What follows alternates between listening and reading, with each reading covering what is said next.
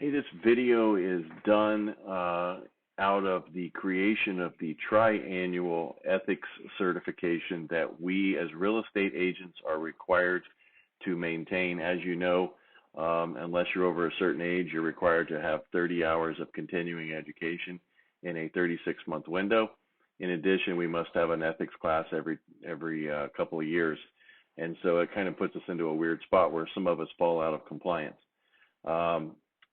By the end of 2021, you must have had an ethics class in 2019 or 20 or 21. So you had in that 3-year window, you were allowed to you had to take an ethics class. There's 4 kinds of ethics classes that are acceptable. You can take an ethics class at the board, and if you do, the board will report to NAR the result that you have taken that ethics class. You can also go to nar.realtor, nar.realtor, and you can take a free ethics class. Keep in mind that with that free ethics class, that will not be substituted for your requirement for Ohio.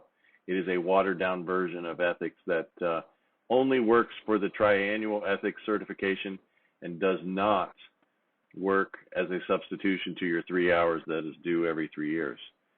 The other reason, the third option that would suffice the ethics certification is completing the C2EX endorsement. That's the C2EX endorsement. I'm not aware of anybody in the brokerage trying to get that, but if you are, that would suffice. And then the fourth is taking an approved ethics CE from some other approved provider. Maybe you're taking it from the CE shop or something like that. If you take it that way and take an ethics class in that manner, you would want to forward a copy. You'd want to call down to the board and you would want to forward them a copy of that CE for the ethics class. They then will click on some box that tells NAR that you are in compliance. So again, in summary, take a class, an ethics class from the board will suffice. Take a free ethics class from nar.realtor. You can log into your NAR account and get in that way.